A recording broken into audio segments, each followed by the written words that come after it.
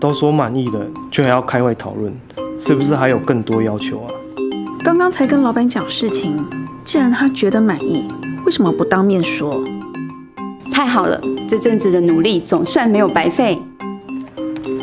为什么同样的一句话，不同的人听起来会有截然不同的解读与感受？无论是文字讯息的传达，或是面对面的语言交流，是什么障碍了沟通？如果只是把话说出口，这样的沟通真的没问题吗？沟通之前，先要观察对象、场合、时机是否适当。此外，非语言的声音与表情也会影响沟通的顺利与否。那我的报告就差不多这样结束了，谢谢老板。好，接下来是谁？不好意思，我讲话比较直接，大家不要介意。像这次开会，该来的都没有来，这样真的很影响士气。那我们到底要开什么会？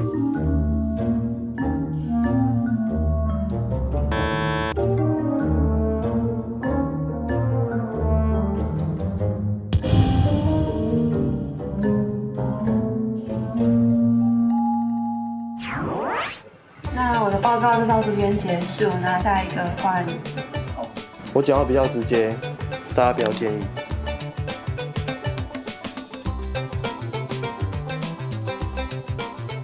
大家可能也有注意到这次的出席率比较低，但没有关系，也很开心大家都可以重视这次的会议。我们也愿意一起来讨论，我们再一起加油，加油！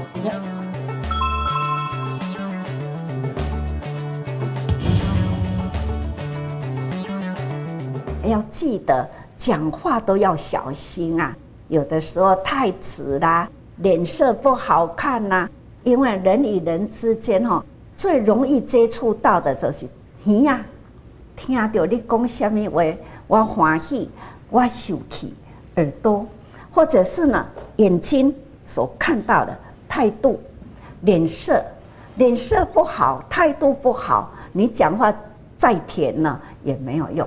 所以呢，这叫做声跟色声音跟脸色都要很注意啦造成沟通障碍的因素中，除了时机不对、声色不好之外，不讲道理也会让人感到难以沟通。但是如果只讲道理，就是好的沟通吗？其实我觉得像新人发生这样的错误，我觉得真的还好。而且他才刚来1个礼拜而已，如果要求太多，好像也有点。我也觉得应该要再给他一次机会。刚大家都说要再给新人一次机会，然后而且他犯的只是一个小错，可是难道我们公司就要放任这种犯错的风气吗？而且一颗老鼠屎坏了一锅粥，难道大家没听说过吗？对不对？你们说我讲的有没有道理？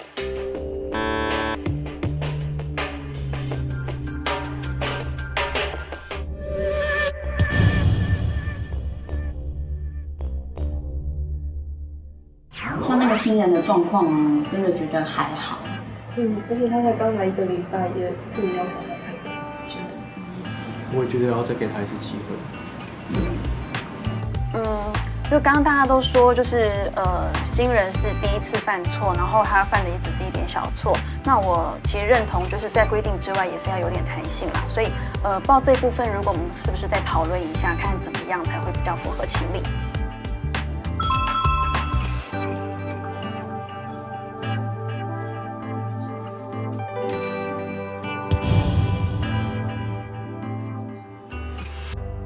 有的人讲，我是种一个理，其实你讲了伤多啦，反倒转来感情会薄去，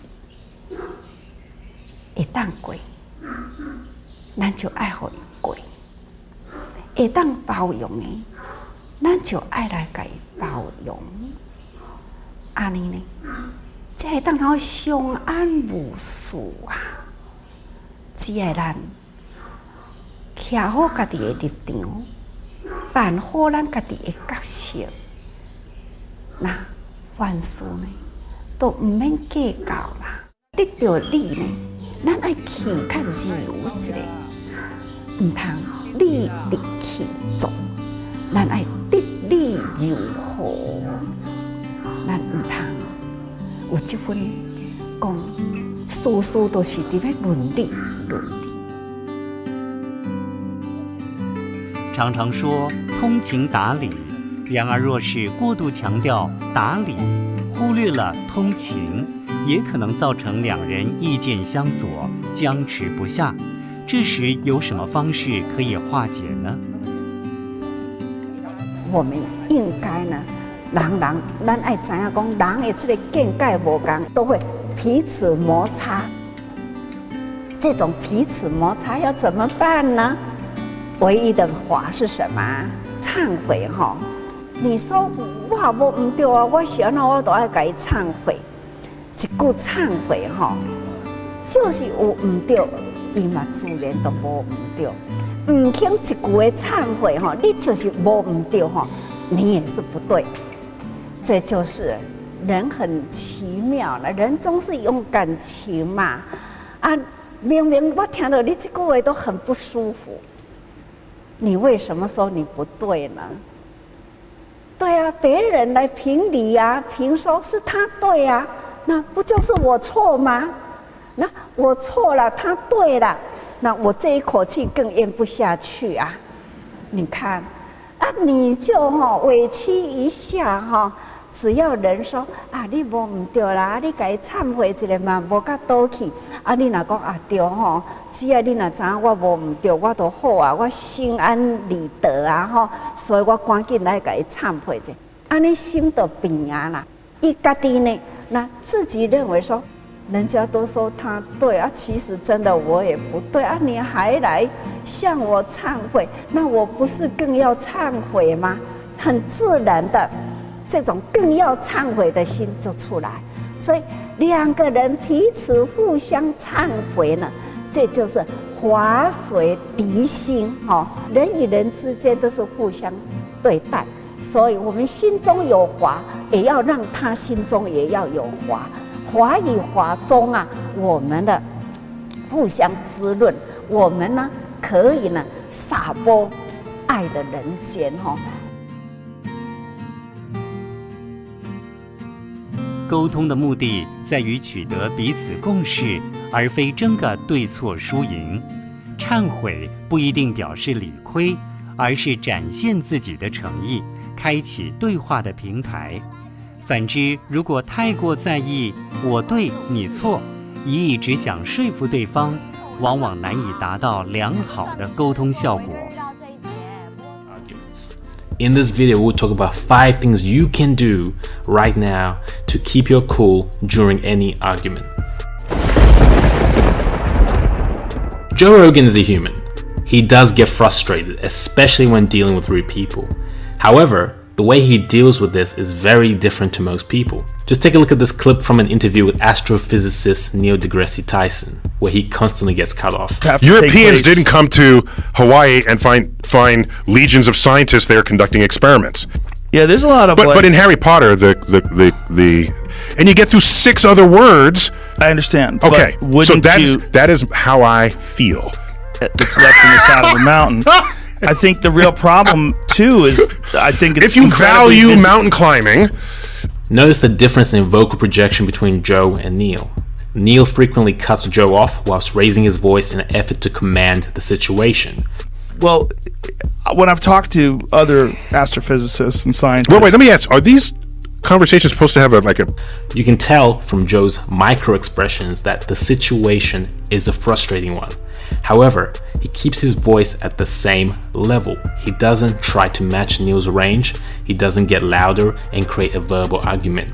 You should do the same during a debate or argument. In order to maintain control of the situation, you need to keep control of your voice. Joe keeps his voice low to avoid what's called an amygdala hijack. The amygdala is one of the oldest parts of our brains and can be seen as the emotional center. Our neocortex is the newer region responsible for our more conscious and deliberate thoughts. During stressful situations, for example being confronted by a mugger, our brains cut off the conscious and slow thinking processes of the neocortex and go into fight or flight response driven by the amygdala.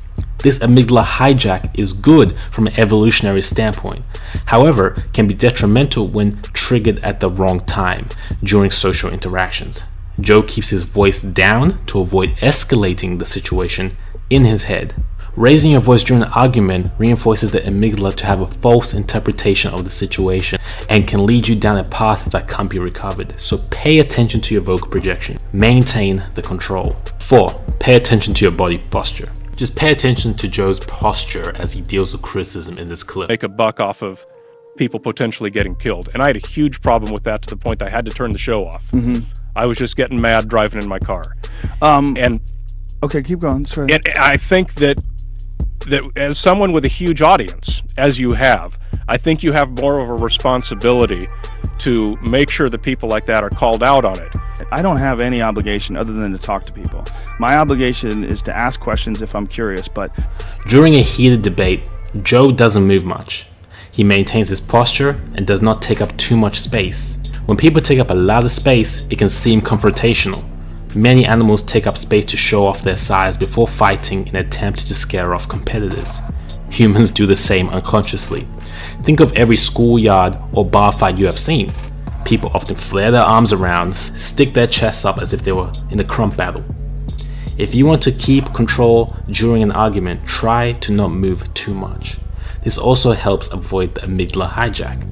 Amy Cuddy's research, which has been the subject of a lot of criticism over the years, has now been validated, with her latest paper supporting this idea. From Cuddy's research, our body's posture affects us on a hormonal level. Taking up more space in power poses often boosting testosterone levels. Joe is doing the opposite, as elevating your testosterone levels is far from ideal during a heated debate. There is a time and a place to assert dominance and be the alpha, and arguments is not that time, as the state of mind can often lead the conversation to chaos. 3. Control your breathing. Your breath is a special thing. It allows you to provide oxygen to the brain, which helps you think more clearly. It too also negates the amygdala hijacking phenomena we talked about before. According to Esther Sternberg, a physician and researcher at the National Institute of Mental Health, slow, deep breathing negates the fight or flight reaction by stimulating the opposite parasympathetic reaction. Put simply, breathing calms you down. Born This Way is a lie, and because but isn't it a true story with some of them? Well, interesting place where they can say, "Look, we have a gay guy working for us." That's who they are. If they think that they're a girl, why do you have to give them hormones to make them more of a girl? Joe Rogan understands this and consciously controls his breath. When talking, he looks like a monk, calculated and taking breaths in a rhythmic manner. He's never short of breath or breathing too quickly or loudly. Pay attention to his mouth during his podcast. You notice that he keeps it slightly open most of the time. I suspect that this helps him breathe. Naturally, you can take in more oxygen from your mouth being open than your nose. This is why you breathe through your mouth when you're exhausted, to take in as much oxygen as possible. If you find yourself in an argument, try and control your breathing. A secondary benefit of this is that it brings you into the present moment, removing you from your head, allowing you to be more mindful and conscious of the situation, and thus having more control. 2. Avoid ad hominem attacks. An ad hominem attack is when you attack a person's character or motive instead of the argument at hand. I disagree with him on that. That's a matter of principle, and I'll tell you. Biggest liar. You probably are worse than Jeb Bush. You are the single biggest liar. All right. This guy lied. Let me just tell you, this guy lied about Ben Carson when he took votes away from Ben Carson. Joe Rogan does a good job of avoiding this by trying to dissect the person's argument. He tries to understand their point of view clearly, attacking the argument instead of the person. And yeah, that's embrace that choice, meaning hormonally. I shouldn't even phrase it as a choice, like embrace that identity. But it is a choice, right? I mean, if you're choosing to add hormones to a child's body, that's a choice. It's a choice blockers. It's a choice on the part of the parent. When we get heated, it's easy to attack someone. based on their stupidity or past history or some character flaw. We must avoid this because it leads them down the same rabbit hole that we are trying to avoid ourselves. Their amygdala gets hijacked and the conversation goes to trash. Be like Joe and try to understand their point of view. As humans, we're often blinded by our own biases. Try to remove these to better understand what the other person is saying. Picture yourself as an outside observer watching the conversation. Be objective, be neutral. There is a quote from the Kabbalah that states that all truths are but half truths. Remember that your worldview is not always correct. Approach discussions like a scientist whose objective is to discover the truth. Instead of first looking for ways in which you are right, try to see how the person you are having this discussion with might also be right or where they're coming from. This removes the confirmation bias. Number 1, understand your ego. Perhaps the biggest reason Joe is able to avoid serious confrontation is because he understands his ego. The ego is the mind's creative version of itself. It's an identity that's been created through our upbringing, friends, beliefs, and societal programming. Just as our minds create thoughts, which are representations of the real world and are not always real, our egos are also a representation of who we think we are. Yet most of us cling to them as if they were real. People create ego identifications, such as I am a dentist, or I am an Instagram influencer, and behave in a manner that's appropriate to these labels. The ego and its belief structures are a trap, especially for arguments, as they do not allow you to entertain certain ideas without creating vehement defenses against what you think is true. Joe Rogan often talks about meditation. I'm a big proponent of meditation and mindfulness and just delved into it much at all about meditation and about how much it's affected you and how it got you back on track. And I know that you're a big proponent of it, and I am as well. And experimenting with psychedelics such as DMT, which are methods that have allowed a lot of people to experience a degree of what's called ego death via altered states of consciousness, seeing the ego as just an illusion, removing the layers of belief that create their self-image. Even being humbled through martial arts, through activities such as Brazilian Jiu-Jitsu, allows one to understand their ego and deal with it in a healthy manner. If we want to keep our cool, we must become masters of our egos. I suggest Vipassana, mindfulness meditation as a path. However, ultimately, it's up to you to choose the vehicle that gets you there. Look, Joe Rogan is not perfect. However, he does have a high level of self-awareness. We can learn a lot from him. Remember to not raise your voice, control your posture, pay attention to your breathing, avoid ad hominem attacks, and learn about your ego. Do these things and you will never lose your cool during an argument, and you'll be one step closer to living and dying well. Thanks for watching the video.